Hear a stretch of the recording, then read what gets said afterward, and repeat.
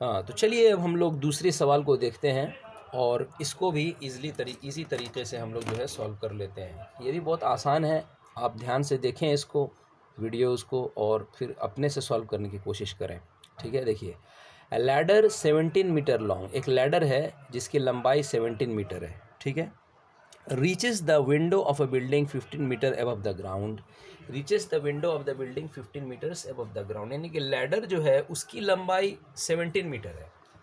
Ladder जो है उसकी लंबाई 17 मीटर है और उसको एक विंडो के ऊपर में लगाया गया। मतलब जैसे ये बिल्डिंग है तो यहाँ पर विंडो होगा, विंडो जो है वो कितनी ऊपर है ग्राउंड से, कितनी ऊपर है ग्राउंड से। तो यहाँ क्वेश्चन में आप देखिए लिखा हुआ 15 metre above the ground, building, window of the building 15 metre above the ground. तो विंडो जो है वो खुद 15 मीटर अबव द ग्राउंड है, यानी कि ऐसा। और यहाँ पर हम एक क्या कर रहे हैं, यहाँ पर हम एक लैडर लगा रहे हैं इस तरह से। ठीक है, बात समझ में आ रही है। क्वेश्चन, लैडर की जो लंबाई है वो है 17 मीटर।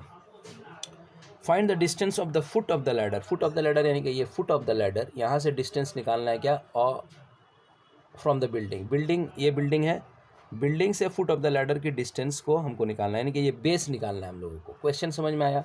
लैडर 17 मीटर है जिसको हम लोगों ऐसे लगा दिए हैं, मतलब ठेक पर लगा दिए हैं, हेलान दे दिए, बांग्ला में बोलेंगे हेलान दे दिए हैं, उसको सपोर्ट दे दिए हैं। विंडो जो है, window 15 metre above the ground है, यानी कि ये विंडो इधर है और ये 15 मीटर अबव द ग्राउंड है। यहाँ देखिए आप, ये 15 मीटर है, तो ये मेरा बेस हो गया ग्राउंड, और ये मेरा हाइट हो गया विंडो का, और विंडो के ऊपर में हमने 17 मीटर का लैडर लगाया है। ये हम लोगों को निकालना है। बोलता है कि फुट ऑफ द, फुट मतलब पैर, तो फुट ऑफ द लैडर तो यहाँ सर के ऊपर नहीं होगा, वो पैर के नीचे ही होता है। तो यहाँ से लेकर हम बिल्डिंग की डिस्टेंस को हम निकाल लेंगे। ठीक है, तो चलिए इसको हम लोग क्या करते हैं, एक अच्छी शक्ल में डायग्राम बना लेते हैं। तो ये मेरा विंडो का हाइट हो गया जी, ये 15 मीटर दिया हुआ है, और ये हमको निकालना है। और ये जो है लैडर जो है उसकी लंबाई 17 मीटर यानी कि हाइट। आप देख सकते हैं कि एक राइट एंगल ट्रायंगल आपके सामने है, इसको नाम दे देते हैं ABC। तो ये आपका परपेंडिकुलर है, ये आपका हाइपोटेन्यूज़ है, और ये आपका बेस है। तो अगर आपने डायग्राम बना लिया, आपके सामने visual understanding of the question है, तो आप बहुत ईजिली सम को सॉल्व कर सकते हैं। ठीक है, बार बार वर्ड प्रॉब्लम भी पढ़ना नहीं पड़ता, इसका फ़ायदा ये एक है। ठीक है, ये भी फ़ायदा है।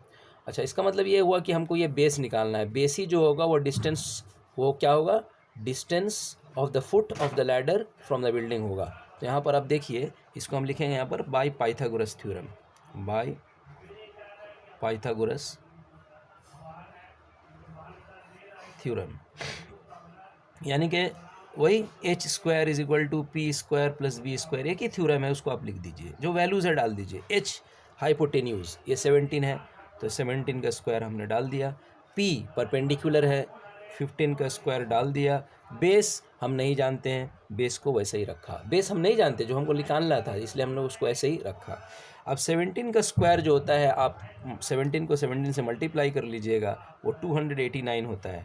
15 का स्क्वायर मतलब 15 को 15 से मल्टीप्लाई कर लीजिएगा, वो 225 होता है। ठीक है, ये प्रैक्टिस से याद हो जाता है। तो 289 को 225 से माइनस अब करें, अब आपको करना ही है कि b² निकालना, तो इसको इधर भेजना होगा, तो ये हो जाएगा 289 - 225 = b²। b² यहीं रह गया, ये उधर चला गया। तो 289 में से 225 को अगर आपने माइनस किया तो ये हो जाएगा 46, ठीक है, 64। तो आपको यहाँ 64 = b² मिला, लेकिन हमको निकालना है b, अब इसको हम लोग ऐसे भी तो लिख सकते हैं, इसको अगर इधर लिख दें, यानी कि अब उल्टा लग रहा है ये, इधर b² तो इधर b² करते, उधर 64 करते, भाई चीज़ तो एक ही है। 64 = b², b² = 64, निकालना हमको 60 b है, तो b को इधर लिखना बेहतर है। अब हमको निकालना है b, तो b हो जाएगा √64, ठीक है, √64 b हो जाएगा √64, यानी कि क्यों भाई, क्योंकि स्क्वायर जब उधर जाता है तो ये रूट हो जाता है। 64 का रूट क्या होता है आपको बहुत आसानी से पता है, 8 8 64, ठीक है, आप एलसीएम करके भी निकाल सकते हैं, लेकिन जब आपको पता है तो क्यों खामखा जो है आप वेस्ट करेंगे टाइम। तो 8 8 64, 8 का यहाँ पेयर बन रहा है, यानी कि 8, तो b का वैल्यू क्या हो गया जी, b का वैल्यू हो गया 8 मीटर्स। यूनिट को, या यूनिट का ख्याल आप रखें, ठीक है, यहाँ मीटर है तो आंसर भी मीटर में आएगा, सेंटीमीटर है तो आंसर भी सेंटीमीटर में आएगा। अपने मतलब से कोई यूनिट नहीं बैठा सकते, जो क्वेश्चन में यूनिट दिया है वही यूनिट लेना है, वरना आंसर गलत हो जाएगा। तो b is equal to 8 metres, यही चीज़ तो है distance of the foot of the ladder from the building. तो आप इसको कॉपी कर लेंगे क्वेश्चन से, therefore the distance of the foot of the ladder from the building, ठीक है, इसको क्वेश्चन से सॉल्व कॉपी कर लेंगे, इक्वल टू 8 मीटर्स। ठीक है, आप देखिए, उम्मीद करता हूँ ये भी प्रॉब्लम आपको समझ में आया। अब हम लोग नेक्स्ट प्रॉब्लम की तरफ चलते हैं, नंबर 7।